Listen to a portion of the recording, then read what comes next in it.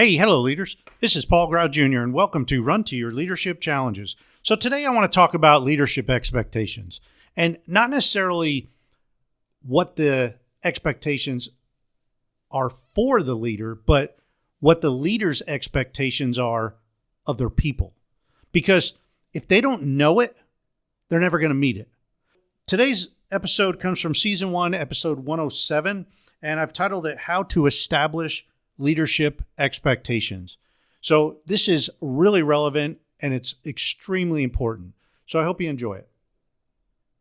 Hello, leaders. Do you know what it's like to go into work every day without having clarity on what is expected of you or what your specific roles are? Well, if you have never had a leader or supervisor sit down with you and explain his or her expectations of you, or explained what your specific roles and responsibilities are in your current position, you know exactly what I'm talking about here. One thing is for certain. It's very difficult to perform at an optimal level when you are in this position, when you don't know what your roles and responsibilities are, and when you don't know what's totally expected of you. Today we're going to talk about the challenge of clarity and expectations and how you can continually set your team up for great success. Okay, let's talk about today's challenge of clarity and expectations. So, I was kind of privileged to have a 26-year career in the U.S. Air Force and have very specific clarity and expectations with nearly every job or position that I went into. The Air Force has a great system in place to ensure every team member gets an initial feedback session that's within the first 30 days of assuming a new position or job, and a midterm feedback to let you know how you are performing and whether or not you're meeting the expectations that you were given in your first 30 days on the job.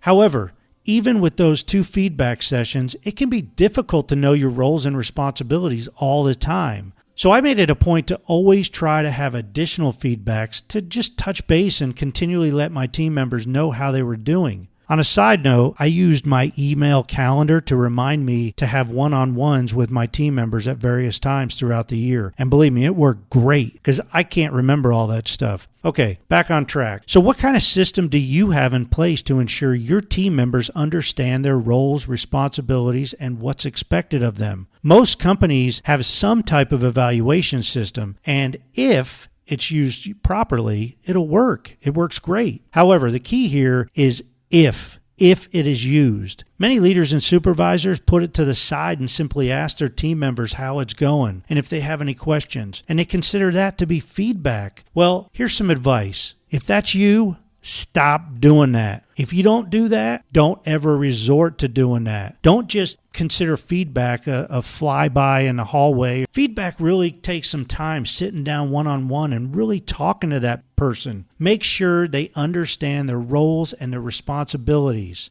And another thing, don't ever assume your team members know and understand their roles and expectations. Sit down, like I said, a couple times each year as a minimum and review their roles and your expectations with them. Reiterate to them what they are doing really well and what areas they need to work on or improve on. So there's an old Zig Ziglar quote that says something like, if you aim at nothing, you'll hit it every time. Well, that's exactly what I'm talking about here. If you haven't been given crystal clear expectations and or don't know what your roles and responsibilities are, you will hit them every time. In other words, you will hit nothing. You're never going to meet those roles and responsibilities and expectations if you don't know what they are. Not explaining roles and responsibilities to your team members is setting them up for big-time failure. Not letting them know what's expected of them is setting your entire team up for failure. So in closing, be sure to sit down with your team members and spell it out for them. Make sure they clearly understand everything about their position and what is expected of them. Then encourage them often to hit that target. And by the way, if you have some old-timers in your organization, don't assume that they know and understand their roles and responsibilities. As quickly as things change in your organization, so do roles and responsibilities, and you need to make sure they understand and flow with the changes.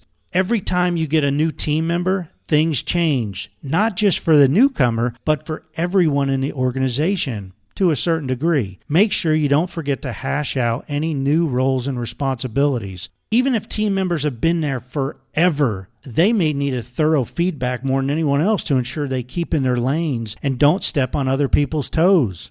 Well, I hope you enjoyed this episode. Please take a minute or two to shoot me an email at Paul Grau, that's PaulGrau, at currentleadershipcoaching.com to let me know how your organization covers roles, responsibilities, and expectations. Then ask yourself if you are utilizing that system to its fullest capacity. Being completely truthful to that question may feel like a gut punch, but it's worth asking. Then be sure to take action. As a reminder, please be sure to subscribe and share this briefing with your coworkers and every other leader you know, and especially with your HR directors and your CEOs, so your entire organization can run to your challenges together. Thanks for listening, and until tomorrow, run to your challenges.